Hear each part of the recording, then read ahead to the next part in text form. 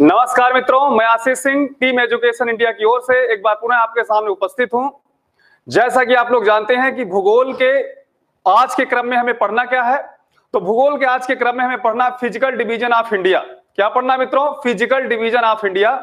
और जैसा कि हमने कल आपसे कहा था कि ये जो चैप्टर है ये भारत की जान है, अर्थात कह लीजिए कि भारत की प्रमुख विशेषताओं के साथ ये जो है चैप्टर आपका स्टार्ट होगा। और जब हम इसको पढ़ लेते हैं तो हमें काफी हद तक भारत के एक बड़े पोर्शन को हम लोग समाप्त करेंगे, है ना। तो आइए इसको पढ़ने के लिए बिल्कुल सभी लोग जुड़े। जैसे कि हाँ ठीक है, बहुत अच्छे, हाँ सुनीता जी हैं, ठीक है, अनु जी हैं, है ना, नवनीत जी हैं, महेंद्र जी हैं। आइए सब लोग जो है जुड़ते जाइए जल्द से जल्द, है ना, जिससे भी जो है क्लास आपकी सुचारू रूप से स्टार्ट हो सके। हाँ तो सभी मित्रों को बिल्कुल नमस्कार है, गुड मॉर्निंग है सभी लोगों से। बिल्कुल बिल्कुल सभी लोग जो है हंसते खेलते रहिए और बहुत अच्छे से तैयारी के लिए जो है करते रहिए, है ना। तो सभी लोग आइए, बिल्कुल दीप्ति जी हैं, सपना जी हैं, संदीप जी हैं, है ना, टॉपर चॉइस जी हैं, है ना, ये सब चीजें हैं। एक चीज हम आपसे और ये कहेंगे कि देखिए आपके सुझाव पर हम जरूर विचार करते हैं और सुझाव थोड़ा सा पॉजिटिव बिल्कुल रहने चाहिए, है ना। जैसे मान लो कुछ प्रॉब्लम्स हो जाती हैं कि मैप को लेकर, तो मैप हमने कल किया, अब उसको और अच्छा भी डाउनलोड करवा के उसमें सेट करेंगे, तो उसकी कोई प्रॉब्लम नहीं है, आप चिंता बिल्कुल ना करें। जहां समझ में ना आए तुरंत बताइए कि सर ये चीज हमको समझ में नहीं आई है, ठीक है, उसको तुरंत हम जो है अगले टॉपिक पे सुधार करने की, है ना, स्थिति में रहेंगे। तो आइए हम लोग शुरुआत करते हैं। आप सभी लोग जल्द से जल्द जुड़ जाइए, है ना। बिल्कुल सालवी तिवारी जी हैं, है ना, अनन्या जी हैं, पंकज जी हैं, रिंकिल जी हैं, है ना, नगेंद्र जी हैं, बबलू जी हैं, कृपा शंकर जी हैं। बिल्कुल बिल्कुल आप सभी लोगों को बिल्कुल सादर नमस्कार है, आप सभी लोगों को बिल्कुल, है ना। आइए स्टार्ट किया जाए।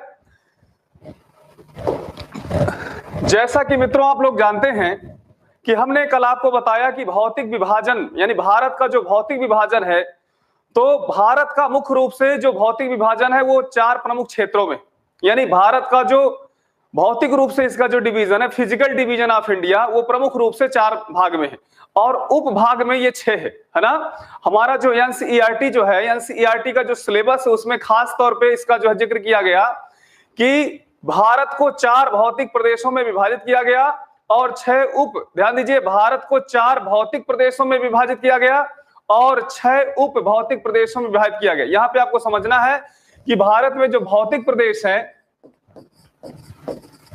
भौतिक प्रदेश यहां पे आपको बहुत अच्छे समझना है। तो भारत में भौतिक प्रदेश की जो संख्या है या विभाजन है वो कितने हैं? 4 है। जैसे कि कल हमने आपको बताया था, उत्तर का पर्वतीय क्षेत्र, गंगा, ब्रह्मपुत्र और सिंधु का मैदानी क्षेत्र। इसके बाद तीसरे नंबर पे हम आपको बताए थे प्रायद्वीपीय पठार और इसके बाद हम आपको तटीय मैदान और द्वीप समूह के रूप में इसमें बताए थे। तो 4 इसमें जो है आपके शामिल है।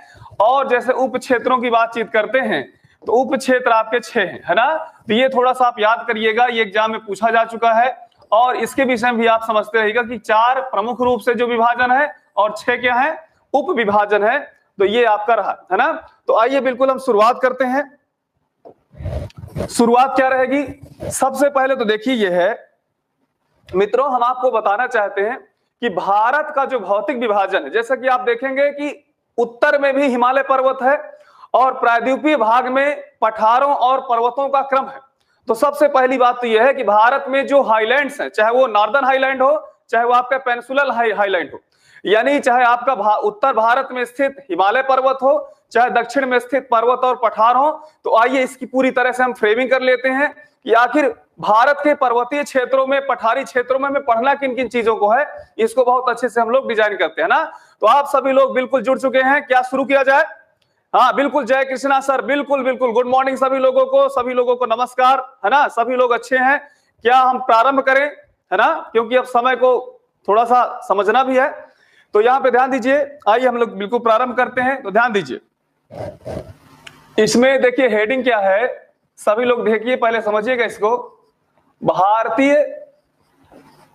उच्च भूमि क्या है मित्रों? भारतीय उच्च भूमि, ध्यान दीजिएगा, भारतीय उच्च भूमि के विषय में हमें यहां समझना है। तो अंग्रेजी में क्या कहते हैं इसे?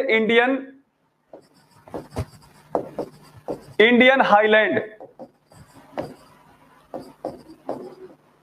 है ना। आप देखिए ध्यान से, इसमें हमें चीजों को पहले समझना है कि भारत के जो भौतिक 4 प्रदेश है, उन 4 भौतिक प्रदेशों में देखेंगे तो सबसे पहला उत्तर का पर्वतीय क्षेत्र है और एक प्रायद्वीपीय पठार है ना, प्रायद्वीपीय पठार। तो ध्यान दीजिए, जो प्रायद्वीपीय पठार है उसको खास तौर पे हम प्रायद्वीपीय उच्चभूमि के नाम से जानेंगे। तो यहां पर आपको समझिएगा ध्यान से, यहां पे मैं आपको बताना चाहता हूं मित्रों कि जो भारतीय उच्चभूमि, अभी ये सिर्फ और सिर्फ आपको समझना है कि जो 4 भौतिक प्रदेश हैं उसमें 2 भौतिक प्रदेशों को साथ में हम लोग लेके चलेंगे। एक आपका नॉर्दर्न हाईलैंड और दूसरा आपका पेनिनसुलर हाईलैंड, है ना। तो यहाँ पे आपको किसी तरह की कोई हेडेक लेने की आवश्यकता नहीं है। ध्यान दीजिए, भारतीय उच्चभूमि को हम 2 भागों में यहाँ डिवाइड किए। कितने भागों में डिवाइड किए? 2 भागों। पहला जो भाग होगा उसे हम क्या कहेंगे? नॉर्दर्न हाईलैंड कहेंगे। नॉर्दर्न हाईलैंड का मतलब होता है उत्तरी उच्चभूमि। क्या रहेगा? उत्तरी उच्चभूमि। ध्यान दीजिए मित्रों, पहले नंबर पे हम क्या लिख रहे हैं यहाँ पे? उत्तरी उच्चभूमि। और दूसरे नंबर पर यहाँ पे जो हम पढ़ेंगे वो आपका रहेगा प्रायद्वीपीय उच्चभूमि। ध्यान दीजिए, प्रायद्वीपीय उच्चभूमि के विषय में यहां पर हम पढ़ेंगे। यानी इसको हम क्या कहेंगे? इसको हम कहेंगे पेनिनसुला। ध्यान दीजिए, इसको हम क्या कहेंगे? Peninsula highland. ये आपके सामने 2 भाग में हमने डिवाइड किया। पहला भाग है आपका क्या है? उत्तरी उच्चभूमि और दूसरा क्या है? प्रायद्वीपीय उच्चभूमि। आप सभी लोग इसको लिखते भी जाइए, अपना नोट भी करते जाइएगा, है ना। कोई जल्दीबाजी की आवश्यकता नहीं है, बहुत आराम से इसको जो हम स्टार्ट कर रहे हैं, ठीक है। तो देखिए यहाँ पे ये जो आपका नॉर्दर्न उच्चभूमि है यानी उत्तरी उच्चभूमि है, इसमें हम पढ़ेंगे किस चीज के विषय में? इसमें हम पढ़ेंगे खास तौर पे हिमालय। किसके विषय में? हिमालय पर्वतमाला। किसके विषय में पढ़ेंगे मित्रों? हिमालय पर्वतमाला। और इसके विषय में यानी प्रायद्वीपीय उच्चभूमि में किन किन चीजों के विषय में पढ़ेंगे? तो प्रायद्वीपीय जो उच्चभूमि है इसको पहले हम कई भागों में डिवाइड करते हैं। पहला आपका रहेगा केंद्रीय उच्चभूमि। क्या रहेगा? केंद्रीय उच्चभूमि। ध्यान दीजिएगा सभी लोग, ये सेंट्रल हाईलैंड है, इसको क्या कह सकते हैं? Central highland. ध्यान दीजिएगा, हमने भारतीय उच्चभूमि यानी इंडियन हाईलैंड्स को 2 भागों में या 2 सेगमेंट्स में जो है डिवाइड किया। पहला क्या है? नॉर्दर्न हाईलैंड और सेकंड क्या है? पेनिनसुलर हाईलैंड यानी प्रायद्वीपीय उच्चभूमि। और नॉर्दर्न हाईलैंड के अंतर्गत हमें क्या पढ़ना रहेगा? आपका हिमालय। और प्रायद्वीपीय उच्चभूमि के अंतर्गत देखिए हमें सबसे पहले नंबर पे यहाँ पे पढ़ेंगे केंद्रीय उच्चभूमि। मित्रों हम आपको बता दें कि जब प्रायद्वीपीय उच्चभूमि के अंतर्गत सेंट्रल हाईलैंड को हम लोग पढ़ेंगे तो इसके अंतर्गत चाहे अरावली पर्वत हो, चाहे मेवाड़ का पठार हो, चाहे मालवा का पठार हो, चाहे बुंदेलखंड हो, बघेलखंड हो, इसी तरह जो है मांडेर खंड हो, ये जितने भी यहाँ के पठार इसको पढ़ेंगे, विंध्याचल और सतपुड़ा, अर्थात इन सब चीजों को सेंट्रल हाईलैंड में हम लोग शामिल करेंगे, है ना। दूसरे नंबर पे इसमें क्या रहेगा? दूसरे नंबर पे इसमें है पूर्वी उच्चभूमि। पूर्वी उच्चभूमि, यहां पे ध्यान दीजिए, इसको क्या कहेंगे? Eastern highland. अगर आप इसको जो अंग्रेजी से भी लिखना चाहो तो अपना बिल्कुल लिख सकते हो, सेंट्रल हाईलैंड। और दूसरा क्या है? ईस्टर्न हाईलैंड, है ना। इसके बाद मित्रों तीसरे नंबर पर क्या है? दक्कन ट्रैप। क्या है? दक्कन ट्रैप। यानी पहले नंबर पर सेंट्रल हाईलैंड, दूसरे नंबर पर आपका क्या है? पूर्वी उच्चभूमि, तीसरे नंबर पर क्या है? दक्कन ट्रैप है। और चौथे नंबर पर यहां पे हम लिखेंगे दक्षिण उच्चभूमि। यहां पे ध्यान दीजिएगा, दक्षिण उच्चभूमि। यहां पर मित्रों हाईलैंड से तात्पर्य है पर्वत और पठार। हमारे देश में जो प्रमुख पर्वत हैं, पठार, इनके विषय में चर्चा होगी, जिसको हम एक शब्द में क्या कह रहे हैं? हाईलैंड कह रहे हैं, है ना। तो यहाँ पे आपको घबराने की आवश्यकता नहीं है। Central highland, eastern highland, Deccan trap और सदर्न हाईलैंड, है ना। एक और बच रहा है, एक और बच रहा है, जैसे ये पहला तीसरा हो गया, और ये कौन सा है, चौथा। पांचवें नंबर पे इसमें हम रखेंगे, पांचवें नंबर पे क्या रखेंगे, घाट। क्या रखेंगे, घाट रखेंगे। यहां पे समझिए ध्यान से, पांचवें नंबर पे यहां पे रहेंगे घाट। और जब घाट रहेंगे तो इसमें देखिए एक होगा आपका वेस्टर्न घाट और दूसरा आपका रहेगा ईस्टर्न घाट, है ना। तो इसको सभी लोग नोट कर लीजिए। भारतीय उच्च भूमि के अंतर्गत मित्रों हम दो भागों में इसको डिवाइड किए, भारत के पहाड़ों को, पठारों को। एक आपका नॉर्दर्न हाईलैंड और दूसरा आपका प्रायद्वीपीय उच्च भूमि। यहां पे ध्यान दीजिएगा सभी लोग। और उत्तरी हाईलैंड के अंतर्गत या नॉर्दर्न हाईलैंड के अंतर्गत हिमालय है। अभी हिमालय के विषय में आपको बताएंगे क्या क्या पढ़ना है। प्रायद्वीपीय उच्च भूमि के अंतर्गत जिन चीजों का अध्ययन करना है उसमें सेंट्रल हाईलैंड है, जिसके अंतर्गत हम विभिन्न चीजों का अध्ययन करेंगे। हम जब इसको पढ़ाएंगे तो हम आपको लिखा देंगे, टेंशन लेने की आवश्यकता नहीं है। जिसमें हमने अभी आपको बताया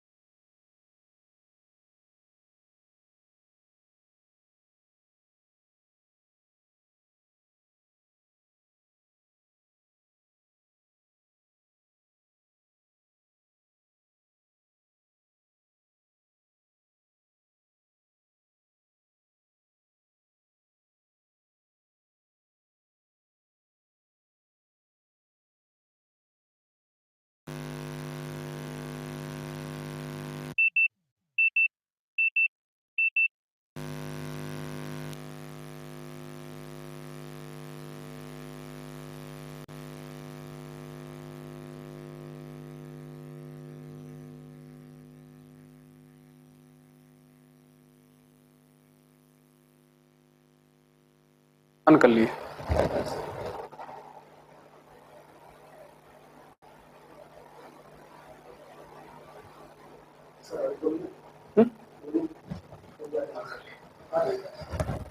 हाँ तो मित्रों, जैसे हम आपको बता रहे थे कि लाइट चली गई थी, इस कारण ये प्रॉब्लम आ गई थी, और आप सभी लोग जैसे कमेंट कर रहे थे कि नो वॉइस, है ना, और ये आप भी सामने नहीं आ रहे हैं, तो वही सब समस्याएं थी, इसीलिए जो है ये हम आपको बता भी दिए थे वैसे, है ना। तो आइए इसकी शुरुआत हम करते हैं, है ना। अब इसमें ना तो आपका बस है ना हमारा बस, अब इसमें क्या किया जाए, लेकिन यह है कि इसका जस्ट बिल्कुल सोल्यूशन ढूंढा जाएगा।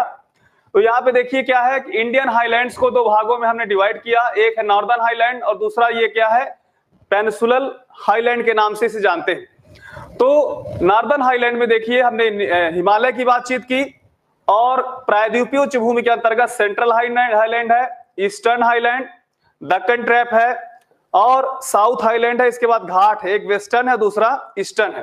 तो ये हमने एक डिवीजन किया है। आप सभी लोग इसकी चाहे 60 स्क्रीन ले लीजिए या इसको तब तक आप नोट कर चुके होंगे, है ना। तो हम इसमें जो है सबसे पहले आगे बढ़ेंगे हिमालय को लेकर। किसको लेकर हमें आगे बढ़ना है?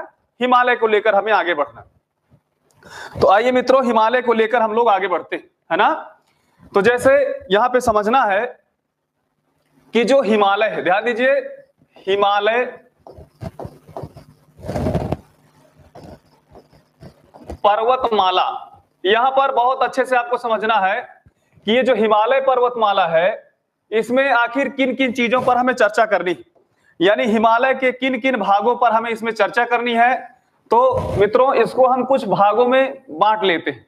पहला जो है, पहले भाग में हम क्या करेंगे, हिमालय के निर्माण, यानी हिमालय का निर्माण और उसकी विशेषता, यानी हिमालय के निर्माण और उसकी विशेषता पर हम चर्चा करेंगे। ये पहले नंबर पे हम किस पे चर्चा करेंगे, हिमालय का किस प्रकार निर्माण हुआ, और दूसरा इसमें इसकी जो मेरिट है, इसकी जो प्रॉपर्टी है, उस पर हम बातचीत करेंगे।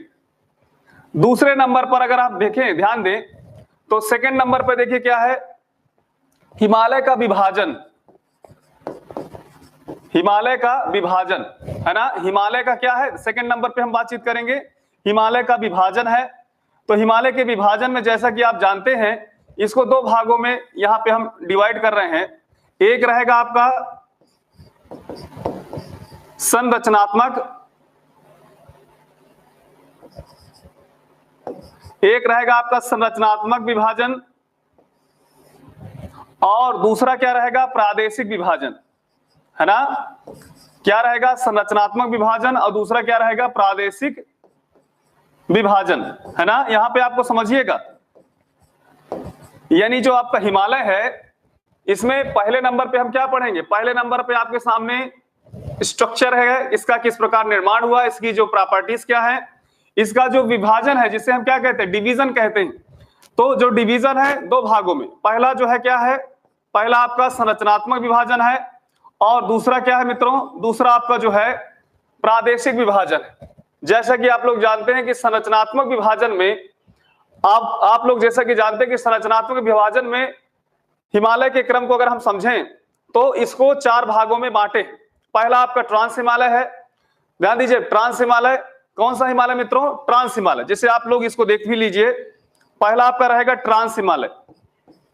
कौन सा हिमालय, ट्रांस हिमालय जिसे कहते हैं, है ना, क्या कहेंगे इसे, ट्रांस हिमालय। इसका जो निर्माण, ध्यान दीजिएगा, ट्रांस हिमालय है।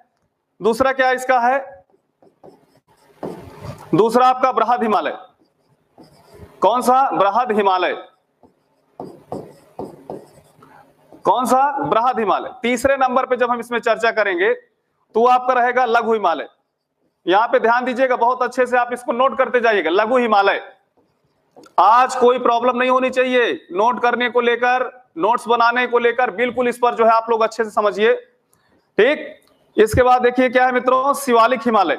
शिवालिक हिमालय, ये हिमालय के विभाजन में संरचनात्मक विभाजन है, शिवालिक हिमालय, है ना।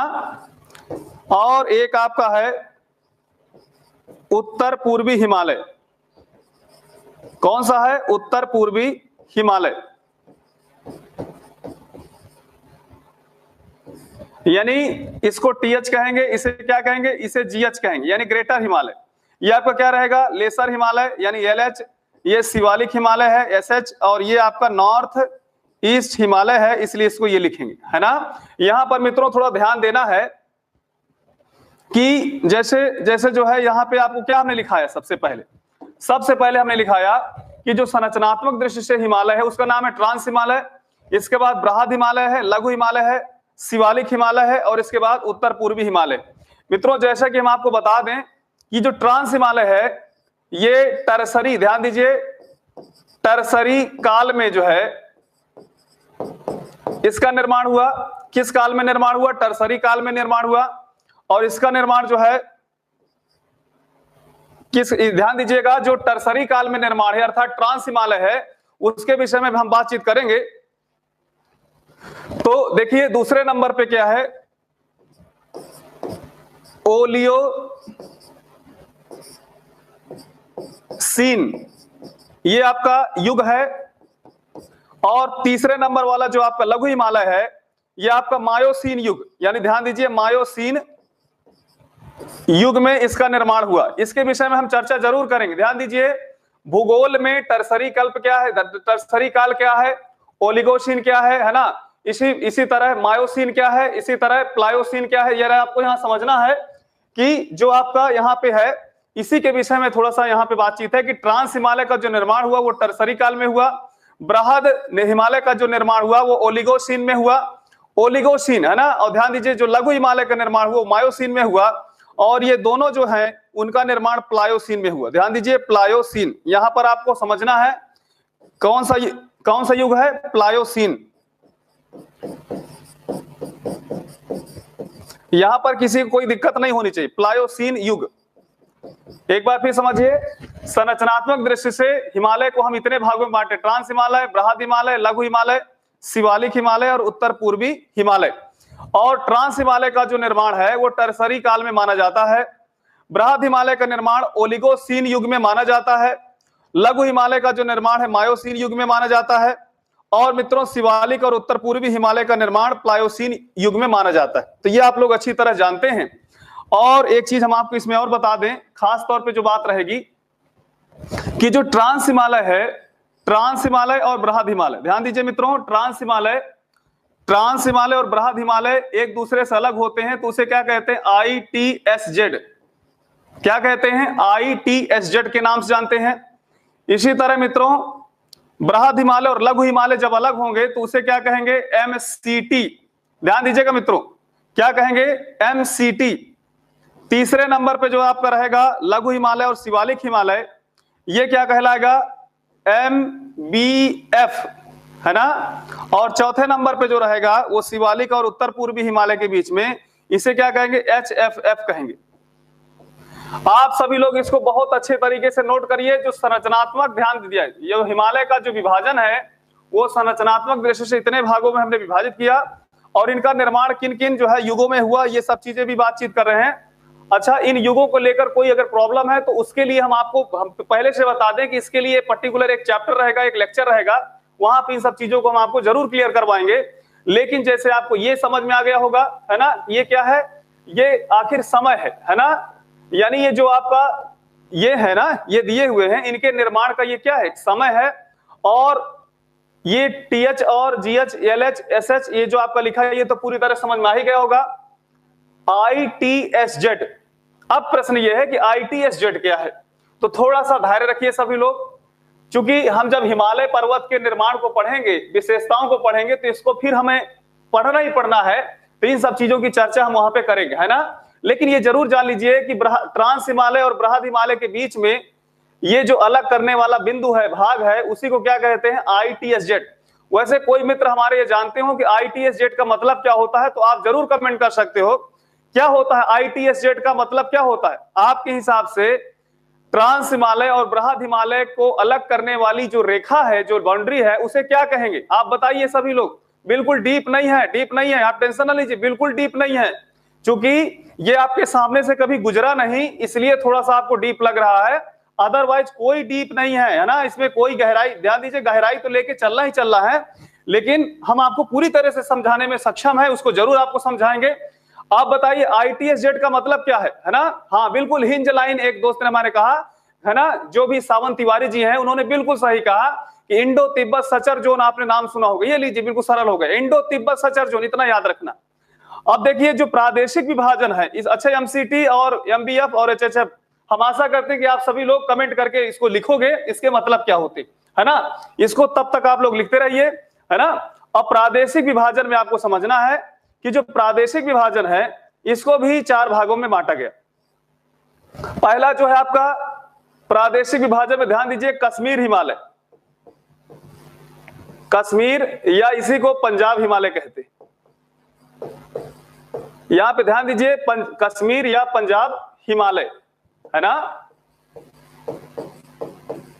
पहला क्या है, कश्मीर या पंजाब हिमालय। दूसरा क्या है मित्रों, दूसरा इसमें रहेगा कुमायूं हिमालय,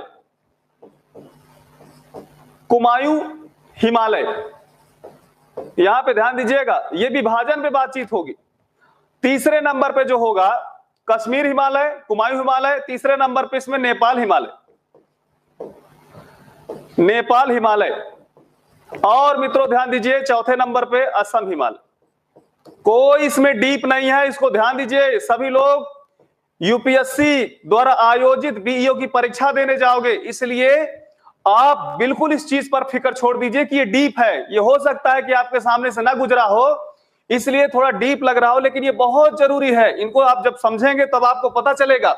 और कश्मीर और पंजाब हिमालय के विषय में हम आपको बता दें कि सिंधु और सतलज, ये जो आपकी 2 नदियां हैं, एक क्या है, इंडस रिवर है, कौन सी रिवर है, इंडस है, और दूसरा क्या है, सतलज है ना। यानी सतलुज जो आपका रिवर है, इन दोनों नदियों के बीच में स्थित है पंजाब या कश्मीर हिमालय। यहां पर आपको समझ में आया। और ये जो आपका कुमायूं हिमालय है, ये मित्रों जो कुमायूं हिमालय है, कुमायूं हिमालय के विषय में हम आपको बता दें कि ये सतलज और काली नदी, सतलज या काली नदी के विषय में हम आपको बता दें है ना। कौन सा होगा, सतलज या काली नदी के विषय में हम आपको बताना है ना। सतलज या काली नदी के विषय में यहां पे समझना है, ये एक सतलज नदी है और काली नदी है ना। तो कुल मिला के ये है आपका नेपाल हिमालय रहेगा काली और तीस्ता के बीच में, असम हिमालय रहेगा आपका जो है तीस्ता और ब्रह्मपुत्र के बीच में। कोई इसमें वो नहीं है ना। सभी लोग जो है बिल्कुल सतलज, कल और बीच है ना कुमायूं, बिल्कुल बिल्कुल सब सही है। अब कोई दिक्कत इसमें नहीं होनी चाहिए। ध्यान दीजिए तीसरे नंबर पे इसमें हम क्या पढ़ेंगे, तीसरे नंबर का जो सेगमेंट है थोड़ा सा बड़ा है, यहां पर आपको समझना, इसको लिख लीजिए सभी लोग। पहले हमने इसको लिखा दिया, हम चाहते हैं कि आप इसकी भी शॉर्ट स्क्रीन ले लीजिए। अगर यहां नदियों का मामला समझ में ना आए तो हम आपको पढ़ाएंगे, टेंशन वाली बातचीत नहीं है।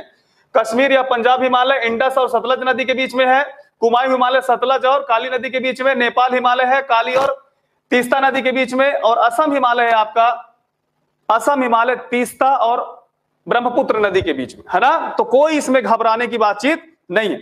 मित्रों ध्यान दीजिए, क्या आपने इसको कर लिया? अगर इसको आप लोग कर लिए हैं तो ध्यान दीजिए, यहां पे समझना है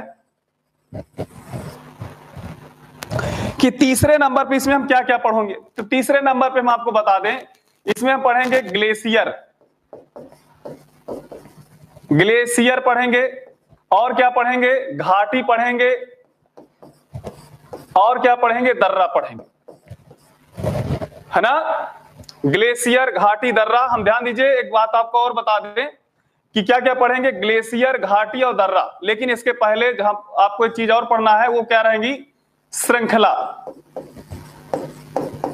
श्रृंखला व श्रेणी। यहां पर आपको समझना है कि 3 भागों में इसका हमने विभाजन किया, निर्माण व विशेषता, दूसरा विभाजन है, और तीसरे नंबर पे हमें किन किन चीजों का पढ़ना है, श्रृंखला पढ़ना है, श्रेणी पढ़ना है, ग्लेशियर, घाटी और दर्रा। तो जैसे मित्रों श्रृंखला भी पूछा जाता है, पीसीएस का एग्जाम हुआ तो देखिए उसमें पूछा गया कि आप पूर्व से पश्चिम क्रम में आइए, तो उसमें किन किन कौन कौन से श्रेणियां पड़ती हैं या कौन कौन से शिखर पड़ते हैं। घाटियों की भी बातचीत होगी, तो जैसे कश्मीर घाटी है, मरखा घाटी है, सेलांग घाटी है, नेलांग घाटी है, पिन घाटी है, फ्लावर घाटी है, आपने नाम सुना होगा। इसी तरह जो है आपने नाम सुना होगा है ना, रैंप घाटी का नाम सुना होगा। तो ढेर सारी इसमें वैलीज हैं, उनके विषय में बातचीत होगी। ग्लेशियर के विषय में जैसे हम आपको बताएं, ग्लेशियर तो जैसे सियाचिन ग्लेशियर है ना, बलतोरो ग्लेशियर है, रेमो ग्लेशियर है, हिस्पार ग्लेशियर है, पुनमा है, स्क्रामी है, ढेर सारे जो मिलम ग्लेशियर है, गंगोत्री है, यमुनोत्री है, जो भी ग्लेशियर हैं इन सब पर यहाँ चर्चा होगी। दर्रों के विषय में बातचीत होगी। तो दर्रों में मित्रों जैसा कि आप लोग जानते हैं काराकोरम दर्रा है, बरजिल्ला है ना, जोजिला है, सिरकिल्ला है, रोहतांग है, बड़ा लाचला है, नीति है, लिपुलेख है, जाराला है ना, इसी तरह क्या कहते हैं आपका दिफू दर्रा है, ढेर सारे पीर पंजाल दर्रा है, बहुत ढेर सारे दर्रे हैं। इन सब चीजों के विषय में चर्चा होगी। तो आप ही बताइए कि क्या ये ज्यादा है? बिल्कुल ज्यादा नहीं है। बस ये है मित्रों कि जैसे कोई चीज हम पहली बार सुन रहे हैं, मान लो हम कोई चीज पहली बार सुन रहे हैं तो हमें लगता है कि ज्यादा हो गया, लेकिन आपको ये समझना है कि हमारा जो एग्जाम हेल्ड करवा रहा है वो कौन करवा रहा है? यूपीपीएससी। याद रखिए यूपीपीएससी हमारे इस एग्जाम को हेल्ड करवा रहा है। इसलिए मित्रों कोई भी कसर मत छोड़िए। हम है ना, जहां नहीं समझ में आ गया, देखिए आप लोग कमेंट करते हैं तो उस कमेंट के हम सकारात्मक ही आपको जवाब देते हैं। जैसे एक हमारे मित्र हैं कि सर साथ में नोट करवाते जाइए, तो ये लीजिए हम आपको सामने ये रख दिए, अब इसको आप नोट कर लीजिए, है ना। अब तो कोई समस्या नहीं। क्या किसी मित्रों को या हमारे मित्रों को इसी तरह कोई प्रॉब्लम तो नहीं है भूगोल को लेकर अभी फिलहाल, है ना? बताइए, सभी लोग बताइए कि क्या हमने जो आपके सामने ये डिजाइन किया, पूरी तरह से फ्रेमिंग किया, इसको लेकर किसी तरह की कोई प्रॉब्लम तो नहीं है ना? ये कुछ ज्यादा नहीं। हाँ बहुत अच्छे, बिल्कुल बिल्कुल यही चीजें होनी चाहिए जो है कि पढ़ाई को लेकर कुछ कम ज्यादा होता ही नहीं है। बस ये है कि समय से हमारा कोर्स जो है कंप्लीट हो जाती है। ये सब, हाँ सब लोगों के बिल्कुल पॉजिटिव कमेंट आ रहे हैं। हाँ तो क्या हम लोग आगे बढ़े? बिल्कुल बिल्कुल, आइए इसको आप सभी लोग अपना लिख लीजिएगा। आगे बढ़ते हैं मित्रों, ये लीजिए हम आगे बढ़ गए। तो आइए हम सबसे पहले जैसे कि आपसे बातचीत किए थे, वादा किए हैं कि हिमालय जो है, हिमालय का निर्माण, ध्यान दीजिए सबसे पहले हेडिंग सभी लोग आप लगा सकते हैं, हेडिंग के रूप में से देख सकते हो, हिमालय का निर्माण। तो मित्रों थोड़ा हिमालय के विषय में पहले हम चर्चा कर लेते हैं।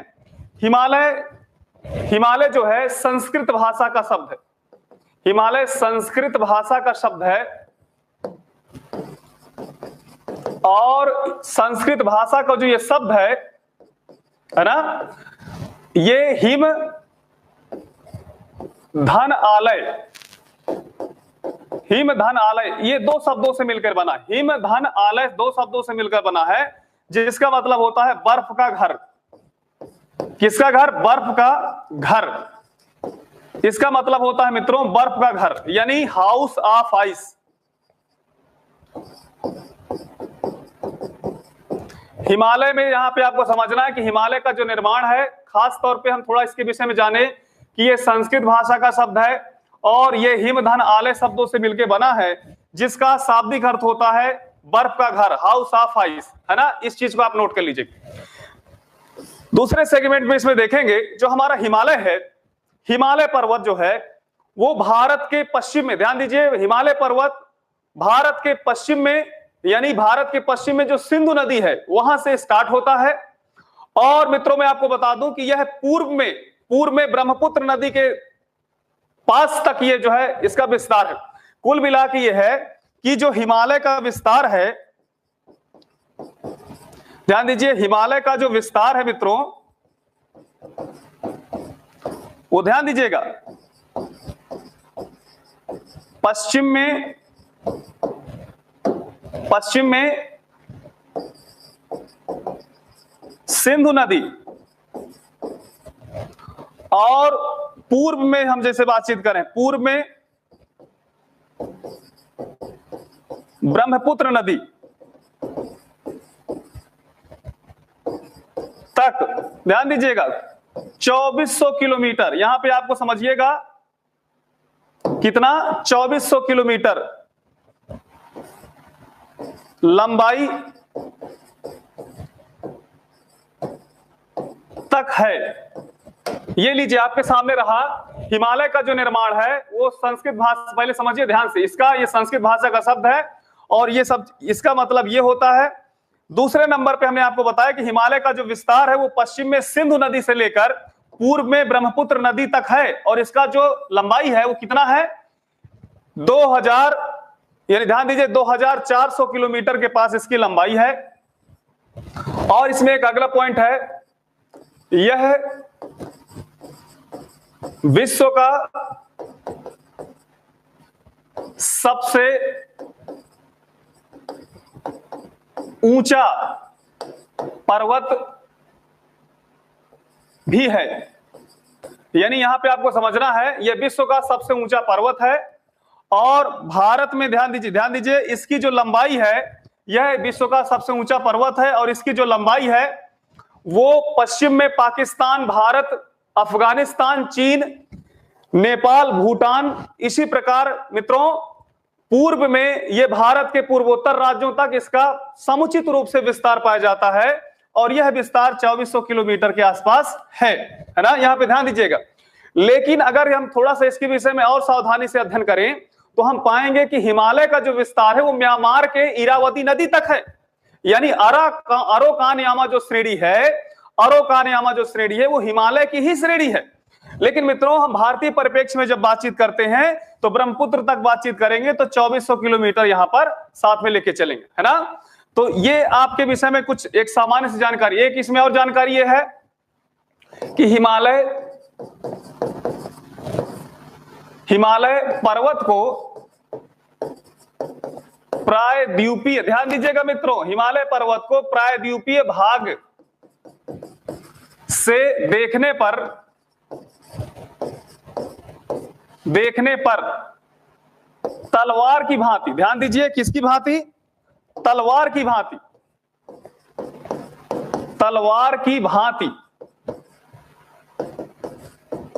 लगता है।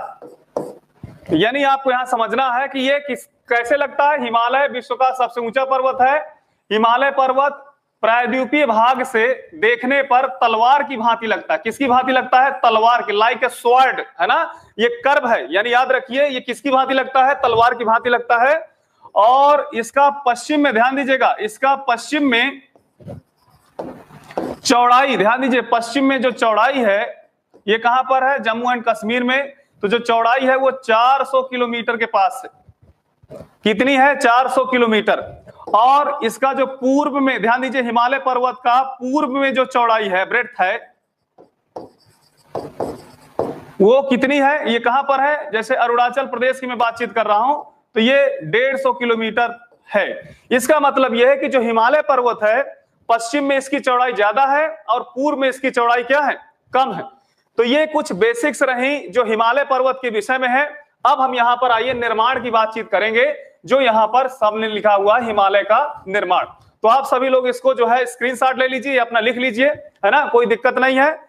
बिल्कुल 160 किलोमीटर, हाँ ठीक है, एवरेज बिल्कुल लगभग सही है।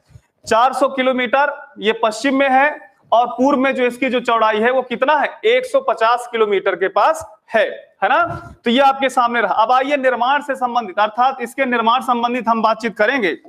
तो जैसा कि मित्रों आप जानते हो कि हमारा जो हिमालय पर्वत है ना, उसके निर्माण के क्रम में हम आपको बताएं कि हमारा जो देश है यानी भारत है,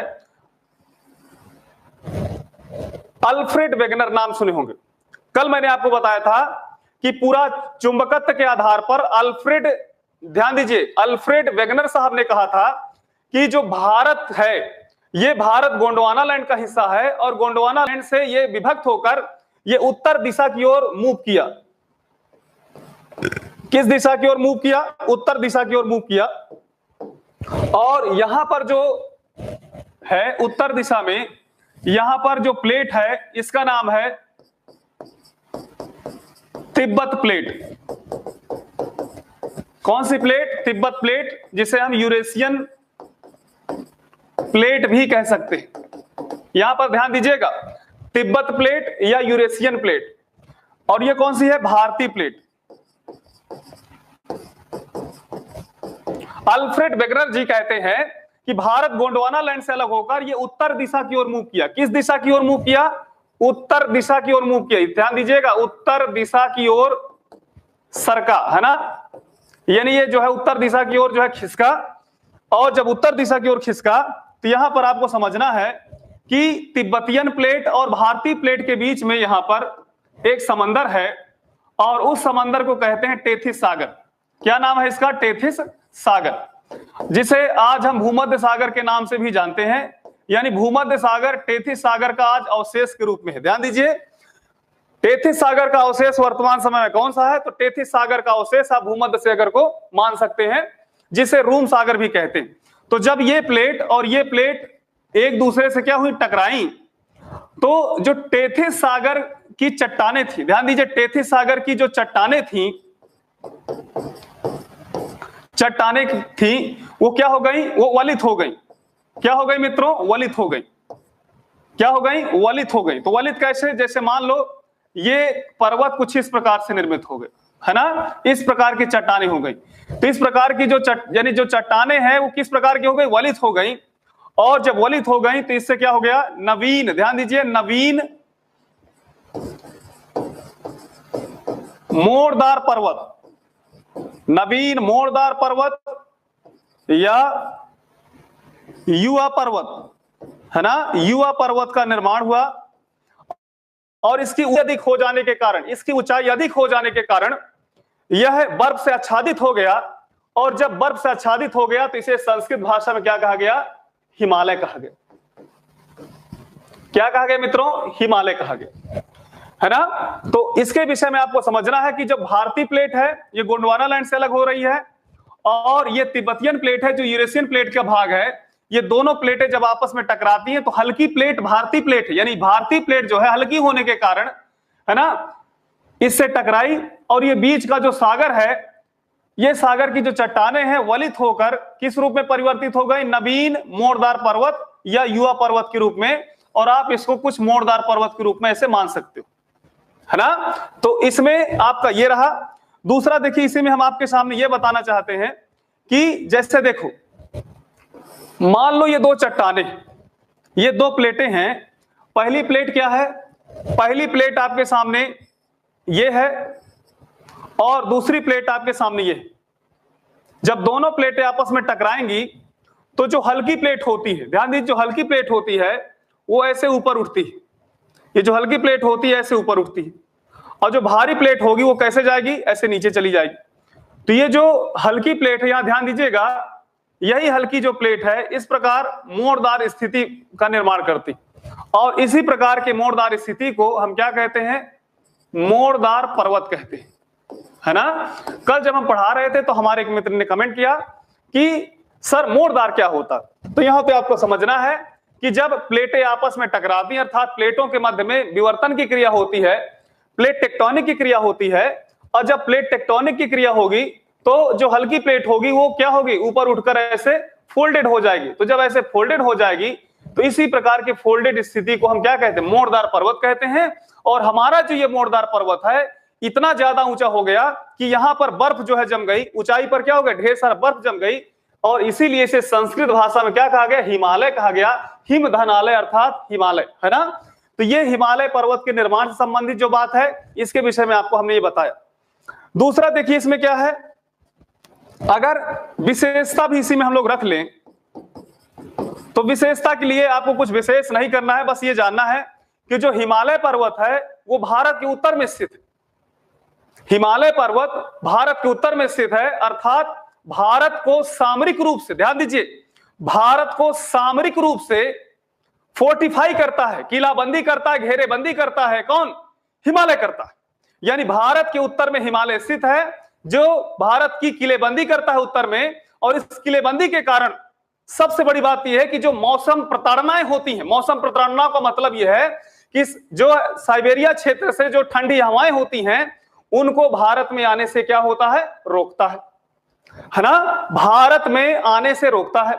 दूसरी बात मित्रों यह है, आपको समझना भी है कि देखिए, अगर आप 19वीं शताब्दी में जाएं तो हमारे शेखर सर आपको पढ़ाए होंगे कि चाहे अंग्रेज हो, चाहे पुर्तगालीज हो, चाहे डच हो, चाहे जो भी लोग हो, इन लोगों की कभी हिम्मत नहीं हुई कि भारत में स्थलीय माध्यम से ऊपर पहुंचा जाए। ध्यान दीजिए, भारत में स्थलीय माध्यम से पहुंचा जाए, क्योंकि हिमालय जैसे एक विशाल किलाबंदी जो है, एक विशाल किले के रूप में स्थित पर्वत है, और जिसके बाद भारत में पहुंचना अर्थात बहुत ही दुर्गम, है ना, कार्य है।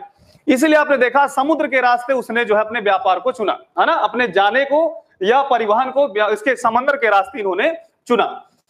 पहली बात तो ये रही। दूसरी बात क्या है कि देखिए, हिमालय पर्वत हमारे पड़ोसी देशों के बीच, ध्यान दीजिए, हिमालय जो पर्वत है पड़ोसी देशों के बीच में हमारी भौगोलिक सीमा का भी निर्धारण काफी हद तक करता है ना। ध्यान दीजिए, काफी हद तक भौगोलिक सीमा का निर्धारण भी करता है। और तीसरे नंबर पर जो हम आपको बता दें, भारत से उठने वाले जो मानसून है, भारत के दक्षिण में जो दक्षिण पश्चिम मानसून है, अरब सागर से उठने वाले दक्षिण पश्चिम मानसून है, इन मानसून को भी हिमालय पर्वत क्या करता है, रोकने का प्रयास करता है। और हमारे देश में लगभग, ध्यान दीजिए, 4 से 5 महीने अच्छी बारिश होती है। और जब अच्छी बारिश होती है तो भारत का जो कृषि है, भारत की जो अर्थव्यवस्था है, पूरी तरह से यहां पर सुरक्षित रहती है ना। कैसे रहती है? सुरक्षित रहती है। नहीं, आप सोच लीजिए कि इतनी हमारे पास जनसंख्या है, लगभग हमारे पास जनसंख्या अगर इस समय की बातचीत किया जाए तो लगभग 130 करोड़ जनसंख्या पहुंच रही होगी। और इतनी बड़ी जनसंख्या को खाद्यान्न की समस्या ना होने पाए, अर्थात उसको खाने पीने को लेकर हो किसी तरह कोई समस्या ना होने पाए, इसका मतलब यह है कि मानसून कहीं ना कहीं हमारी अर्थव्यवस्था को पूरी तरह से ऑक्सीजन प्रदान करता है। तो ये किसकी वजह से प्रदान करता है? अगर हिमालय ना होता तो हो सकता है कि इस तरह की स्थिति ना होती, अर्थात हम भी जो है सऊदी अरब जैसे जो है देश होते जहां ढेर सारे बालू ही बालू होगी। लेकिन हिमालय के होने से मित्रों हम लोग कहीं ना कहीं आर्थिक रूप से या कृषिगत रूप से बहुत ही सबल है, क्योंकि मानसून हमारे पक्ष में रहता है। तो ये इसकी कुछ विशेषताएं हैं। और भी अगर कोई विशेषता हो तो आप जरूर इस पर जो है बातचीत करिएगा, तो यहां पर आपको समझना है ना। तो ये आपका रहा हिमालय पर्वत का निर्माण और विशेषताओं की बातचीत हमने किया। आइए इसके अगले चरण में हम बातचीत करते हैं। अगला चरण क्या है इसमें? अगला चरण इसमें है मित्रों, ध्यान दीजिएगा, विभाजन। क्या है? विभाजन। यानी हिमालय का जो डिवीजन है,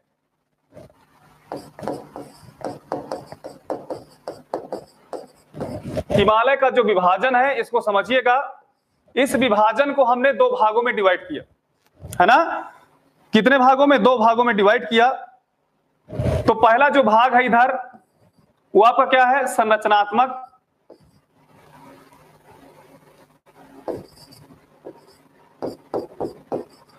एक संरचनात्मक विभाजन है और दूसरा यहां पर हम आपको बता दें प्रादेशिक विभाजन है। प्रादेशिक है। तो मित्रों जो संरचनात्मक विभाजन है इसके विषय में आपको समझना है। ये संरचनात्मक विभाजन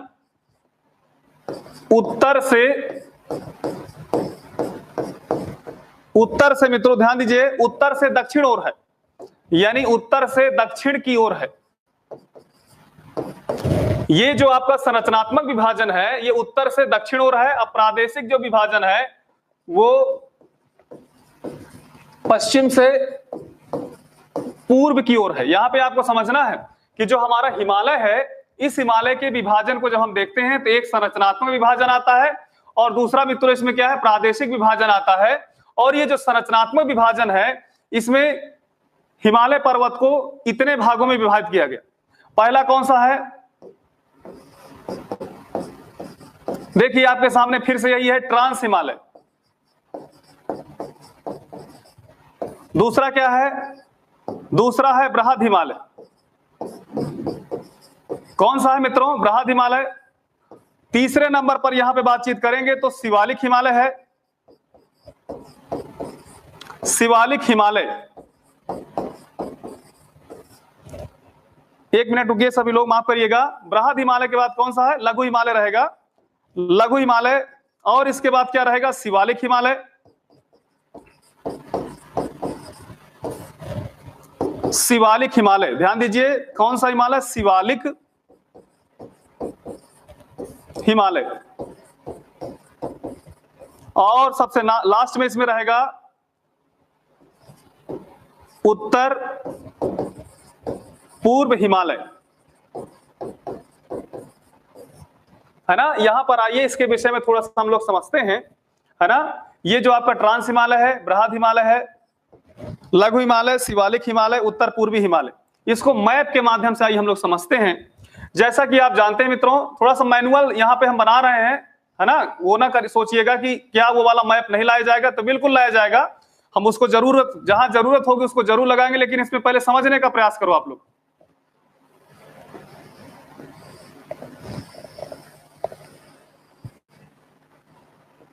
इसमें पूरी तरह से समझने का प्रयास करो,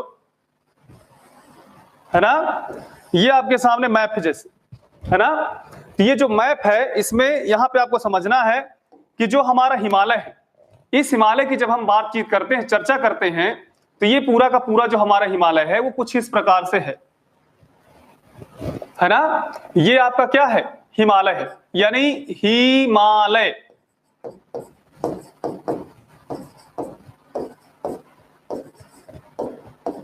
है ना, हिमालय पर्वत। तो जैसे कि ट्रांस हिमालय की हम बातचीत करें, सबसे पहले हिमालय पर्वत में हम ट्रांस हिमालय की बातचीत करें।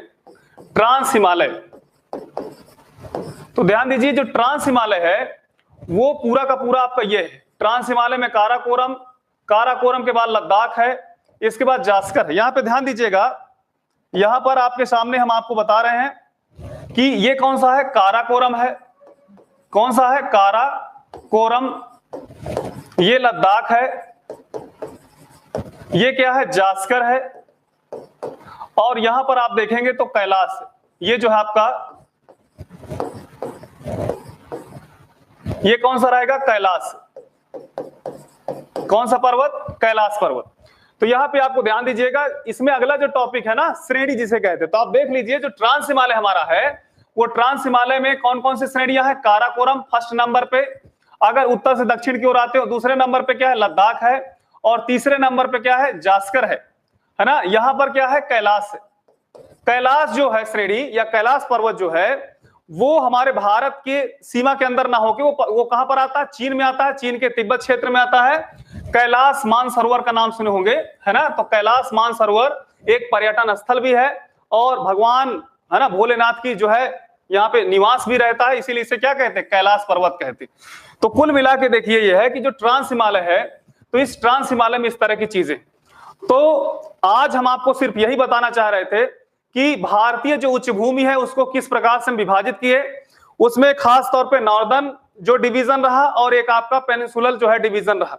नॉर्दर्न डिवीजन में हमने आपको हिमालय पूरी तरह से बता दिया कि इस तरह हिमालय में चीजें हैं और हिमालय में इस सब चीजों को पढ़ना है। दूसरे नंबर पे सेंट्रल हाईलैंड है, ईस्टर्न हाईलैंड है, सदर्न हाईलैंड है, और आपके जो है क्या है, वेस्टर्न घाट है। वेस्टर्न घाट हो चाहे ईस्टर्न घाट हो, इसके विषय में इसमें चर्चा करनी। और इसमें हम आपको बता दें कि हिमालय के निर्माण और विशेषता के क्रम में हमने जो है बातचीत कर लिया है। प्रादेशिक विभाजन हम लोगों को इस समय पढ़ना है। तो प्रादेशिक विभाजन को हमने दो तरीके से बताया, एक संरचनात्मक विभाजन, दूसरा क्या है आपका प्रादेशिक विभाजन। तो जो विभाजन है वो संरचनात्मक है और क्या है, प्रादेशिक है।